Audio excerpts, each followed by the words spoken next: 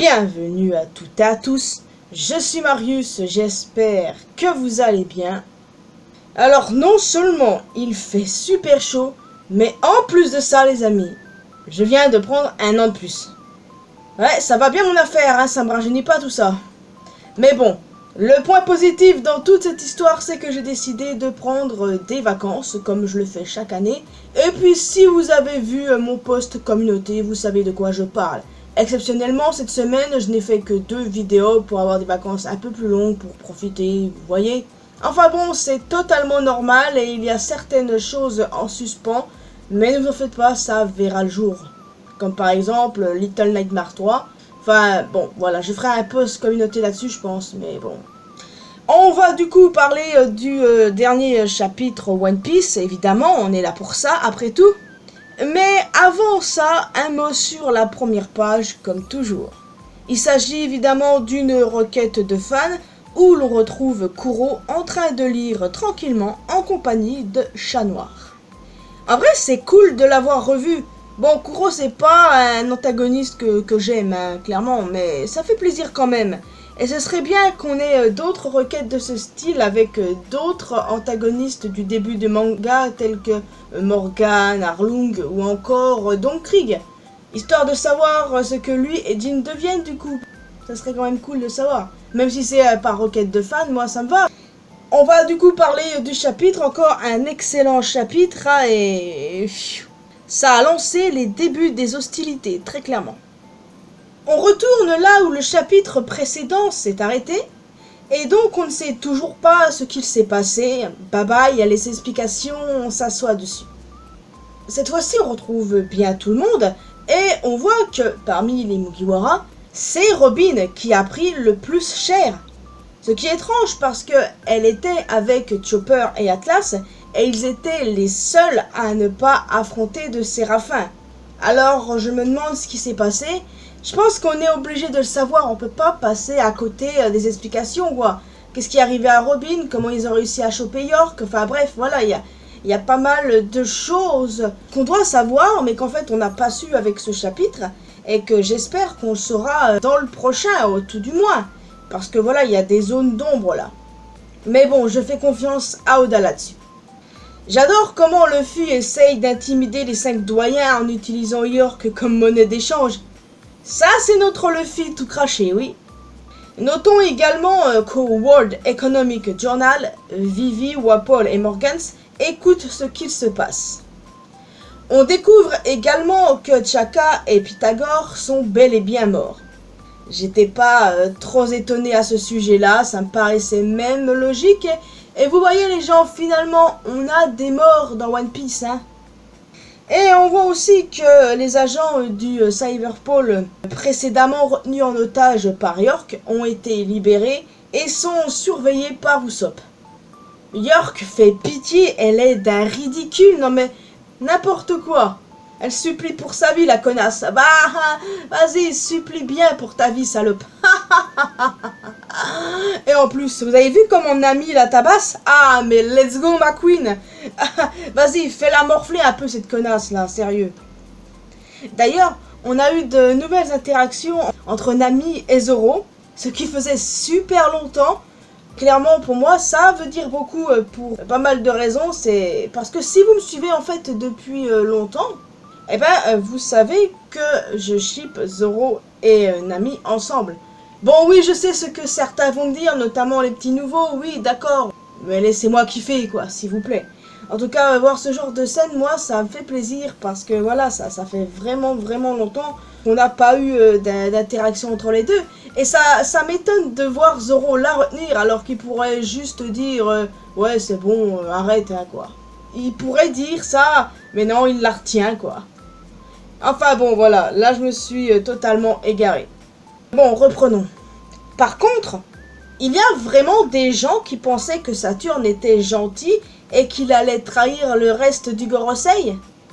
Mais les gars, c'est autant un nazi qu'Aramaki. Rien qu'avec ce qu'il dit. Ouvrez les yeux, les refs. Le Gorosei n'est clairement pas gentil. On en a la preuve là, les mecs. Ce sont des temps Ryubito, il faut pas l'oublier. Enfin bon. Les séraphins ont été enfermés dans des bulles anti-utilisateurs de fruits du démon et on apprend que Luffy a convaincu le S-Neck de dépétrifier ses amis, ce que cette dernière a fait, ayant également de l'affection pour Luffy de la même manière que la vraie Hancock. Ah, je crois bien que aimer Luffy fait partie de l'ADN d'Hancock. Il se trouve que York a verrouillé les commandes de contrôle du Frontier Dome à l'aide d'un mot de passe qu'elle a réussi à cacher des autres punks. Ouais, bah connaissant York, à mon avis, c'est un mot de passe tout pété là. Genre imaginez, c'est Toriobito. Oui, ça pour être un mot de passe tout pété, c'est un mot de passe tout pété, oui. Vegapunk met ensuite en place un plan pour s'échapper vers Elbaf. Ils vont utiliser le Vega Force pour survoler l'île et utiliser le coup de burst du Sunny pour s'échapper. Mais avant ça, effectivement, il faut désactiver le Frontier Dome. Vegapunk, Edison et Atlas se attendent à la tâche. Mais bon, je vous l'ai dit, ça semble le mot de passe tout pété les gars. Luffy, Franky, Lilith et Bonnet sont chargés d'aller chercher le Vega Force et le Sunny, et de les déplacer de l'autre côté du labo. Bonnet ne semble plus avoir d'amertume envers Vegapunk, et sans vous mentir, j'ai trouvé ça bizarre sur le coup. Luffy aussi d'ailleurs, faut le dire. Et certains pensent qu'il ne s'agit pas de Bonnet, mais de Katarina Devon. Et c'est pas con du sens qu'on sait qu'un navire de Barbe Noire se rendait à Egghead, avec très certainement du coup Katarina Devon et Lafitte. Bon, je pense que je me plante parce que Bonnet a vu les souvenirs de son père Kuma. Elle a vu pourquoi il a accepté de donner son corps. Donc, avec ça, elle est en quelque sorte en paix, puisqu'elle a vu que c'était sa décision à lui. Et pour le coup, elle n'a plus aucune amertume envers Vegapunk. Enfin, personnellement, c'est comme ça que je vois le truc. Le coup de Katarina Devon, bon, c'est possible. Mais le fait que Bonnet ait vu les souvenirs de son père, il faut prendre ça en compte et se dire que c'est pour ça qu'elle n'a plus envie de buter Vegapunk. C'est mon avis, et n'hésitez pas à me dire ce que vous en pensez. Pendant ce temps, la marine s'organise. Selon Saturn, York, les Pun Records et le réacteur à fusion permettant de produire le Mother Flame doivent être sécurisés, le reste étant consommable dans le pire des cas.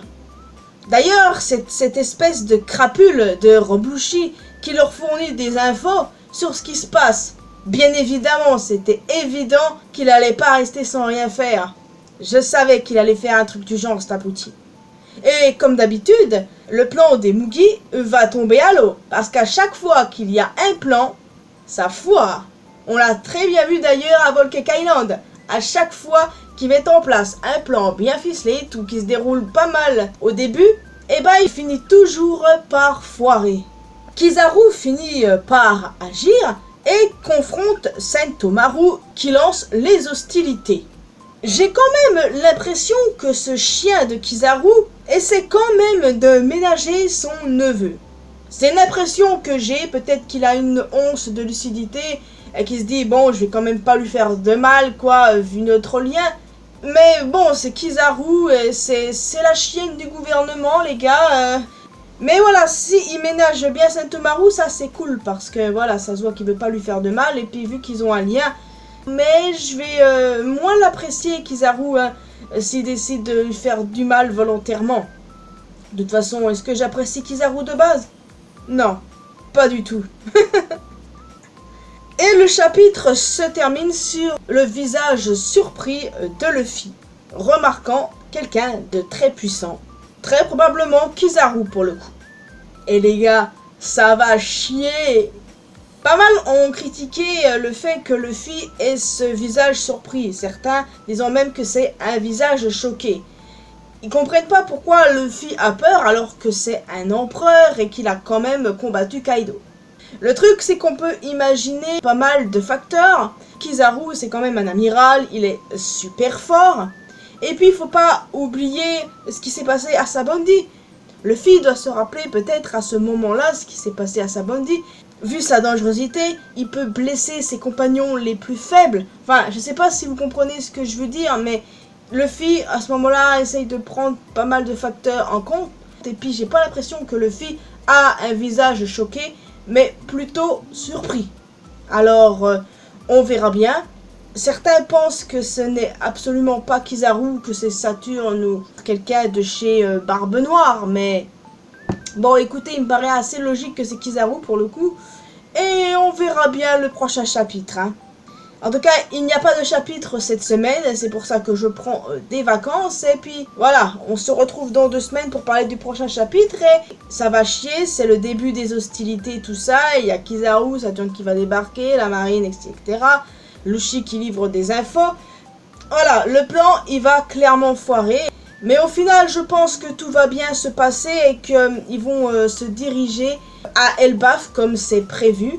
À mon avis, tout le monde obtiendra ce qu'il veut, c'est-à-dire les Mugiwara qui partiront vers Elbaf et le gouvernement qui mettront la main sur York, le réacteur à fusion pour recréer le Mother Flame.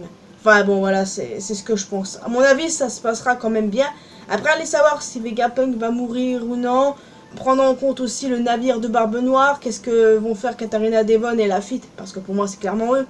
Est-ce qu'ils vont récupérer Caribou, comme certains le pensent? Parce que beaucoup pensent que Caribou est un informateur de Barbe Noire. Ce que je pense également. Ou alors, ils vont foutre leur nez dans ce qui ne les regarde pas. À voir là aussi. Enfin bon, il y aura sans doute d'autres pertes, je pense. Mais bon. Certains aussi évoquent la capture de Luffy.